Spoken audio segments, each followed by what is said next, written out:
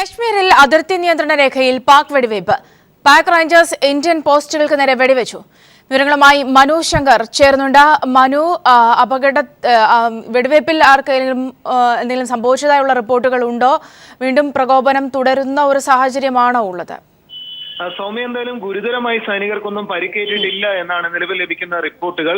ഇപ്പോഴും വെടിയുതിർക്കൽ തുടർന്നുകൊണ്ടിരിക്കുകയാണ്. നിയന്ത്രണ രേഖയിൽ നൌജാൻ സെക്ടറിലെ ആർമി പോസ്റ്റുകൾക്ക് നേരെയായിരുന്നു ഇന്ന് പുലർച്ചെ 3 മണിയോടുകൂടി നിലവിൽ ഈ പാക് സൈനികർ വെടിയുതിർത്തത്. തുടർന്ന് ഇന്ത്യൻ സൈനികരും തിരിച്ച് വെടിയുതിർക്കുകയായിരുന്നു.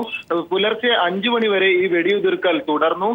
എന്നിട്ടും ശാന്തമായതിനു ശേഷം പിന്നീടും രാവിലെ 7 മണിയോടുകൂടി വീണ്ടും ഈ നിയന്ത്രണ രേഖയ്ക്ക് സമീപത്ത് ഇതേ ആർമി പോസ്റ്റുകൾക്ക് നേരെ വീണ്ടും പാക് സൈന്യം വെടിയുതിർത്തു. തുടർന്ന് ഇന്ത്യൻ സൈന്യവും തിരികെ വെടിയുതിർക്കുകയായിരുന്നു. നിലവിൽ 4 സൈനികർക്ക് നിസാരമായി പരിക്കേറ്റിട്ടുണ്ട് എന്നാണ് ലഭിക്കുന്ന വിവരം. ആർക്കും ഗുരുതരമായി ഒരു പരിക്കേറ്റിട്ടില്ല എന്നാണ് ഇപ്പോൾ പ്രാഥമികമായി ലഭിക്കുന്ന സൂചനകൾ.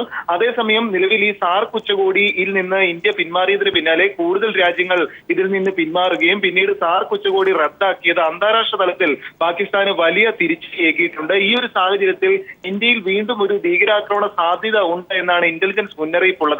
ഒരുപക്ഷെ ഇത്തരത്തിലുള്ള വെടിയുതിർക്കലുകളുടെ ഒക്കെ മറവിലാണ് ഭീകരർ നിയന്ത്രണ രേഖ കടന്ന് രാജ്യത്തിനകത്തേക്ക് പ്രവേശിക്കാറുള്ളത്. ഒരുപക്ഷെ ഇത്തരത്തിൽ ഭീകരർ കടക്കാനുള്ള ഒരു മറയായി പാക് സൈന്യം ഇവരെ സഹായിക്കാറുമുണ്ട്. ഇത്തരത്തിലൊരു സംശയം ഇപ്പോഴും സൈന്യത്തിന്റെ ഭാഗത്തു നിന്നുണ്ട്. അതിനാൽ കൂടുതൽ സുരക്ഷാ ഉദ്യോഗസ്ഥരെ കൂടി കാശ്മീരിലേക്ക് അയക്കാൻ ഇപ്പോൾ കേന്ദ്ര ആഭ്യന്തര മന്ത്രാലയം അറിയിച്ചിട്ടുണ്ട്.